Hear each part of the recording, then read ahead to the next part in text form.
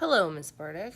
I have been wondering why my son has not been placed into the gifted program. I was talking to other parents about something called differentiation. Could you please elaborate on this for me? I can certainly tell you about what a gifted classroom is and how we get to a gifted classroom. First off, the student needs to be nominated by a teacher or a guardian. Teacher completes a gifted characteristics checklist in our data warehouse. The school team reviews screening criteria. Our screening relies solely on the characteristics of the student that we have put into data warehouse. School teams meet and decide whether or not the student has the screening criteria. We have to have the 13 plus of the gifted characteristics out of 25. If the student meets the criteria, they need to obtain parental consent for evaluation and consent for screening. We see the school psychologist, they conduct a formal evaluation. The eligibility committee determines gifted eligibility. Student and parents then receive written notification if a student is eligible or ineligible. Parents are allowed to ask for a conference to discuss the evaluation process. Tests that we use in Collier County, are the SAT-10, the Kauffman Brief Intelligence Test, second edition. We do observations, conferences, and classroom performances. We use a handful of tests that are being provided by the state. The evaluation procedure may include individual assessment, classroom observation, and or parent-teacher information. So those are just a few of the things that we do to identify gifted learners. Now, you heard of differentiation. We practice differentiation in every classroom. We have our high students, we have our low students. We give them the supplementation that they need to succeed and move on to the next level. Differentiation can be said in so many different ways. Differentiation is key to creating a classroom environment where every student is learning to their best potential. Differentiation is not just used at the gifted level, but it is used at all levels. Debrief of what I just went over. I went ahead and used one of my my comparison and contrast chart that I did for this class. I went through the Collier County comparison contrast chart. I used Collier County's procedures to identify a gifted student.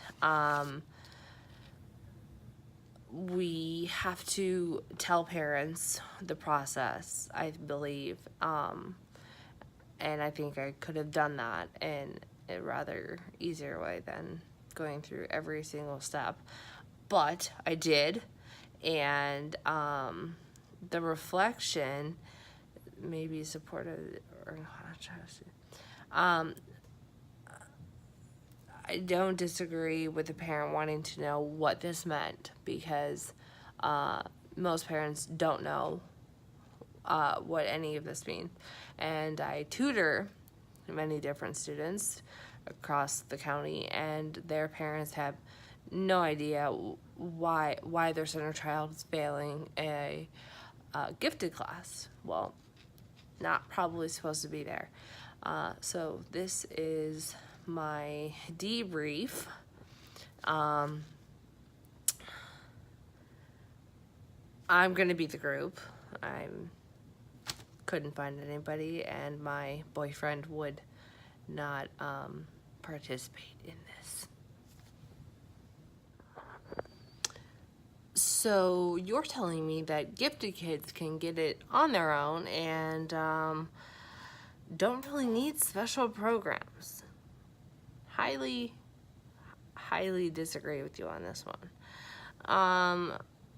We cannot just move a regular child to a gifted classroom. There's many factors that go into this. We need to look at the social and cognitive abilities of these children. One thing in particular that I do look at is the perfectionism of a child. Is a child a perfectionist to a T? Do they go home and repeat their homework and repeat their homework and repeat it till it is completely perfect and then turn it in? This is showing me signs of a gifted child. Giftedness, societal factors also take a major role in promoting or inhibiting the development of giftedness in students. Students like the teacher's support when doing a classroom project, talking with them, asking them rigorous questions, and then allowing for them to make their own hypothesis. And we have the enrichment programs that can have a positive effect of gifted students as well as mentors.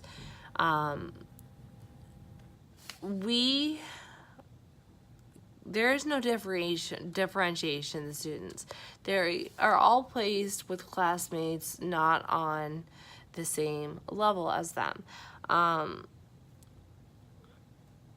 The emotional part of a gifted student is that they are highly emotional.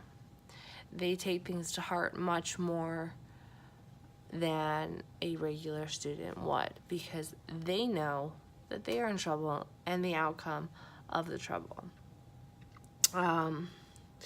We can't just place these students into other classrooms. It wouldn't be fair to them. They would not get the enrichment, the supplementation, and the gifted teacher that they need. We can't just let gifted students go. They do still need some sort of direction and resources to help them grow and use their creativity as a student. So my answer to you is we can always screen for evaluations, but there's also the teacher aspect.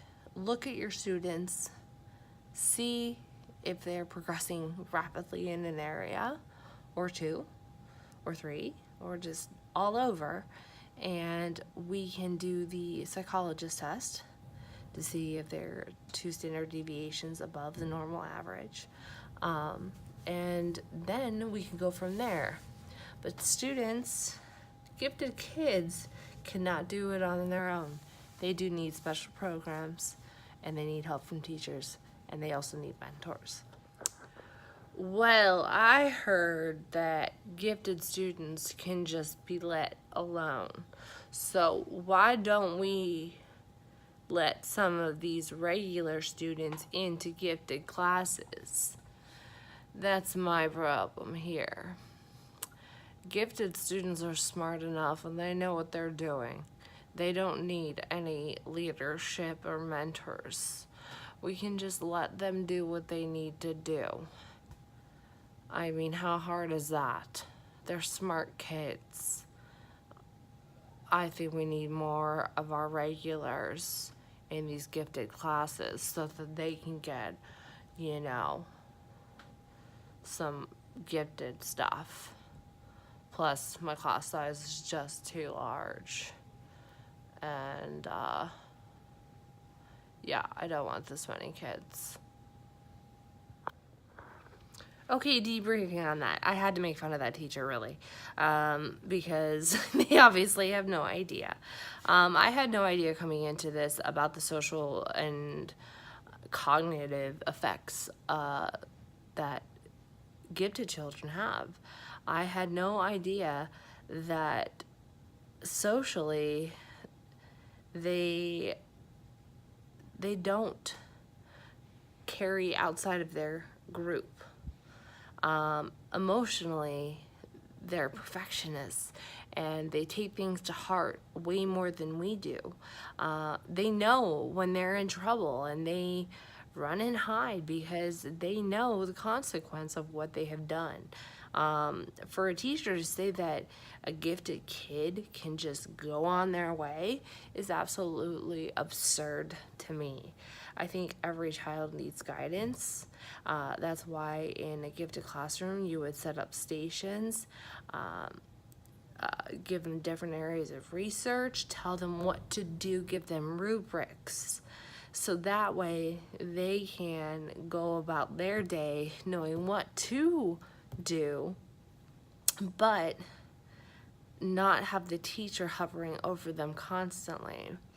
I had to throw in well, this student's smart and I have a huge classroom, because you hear that a lot.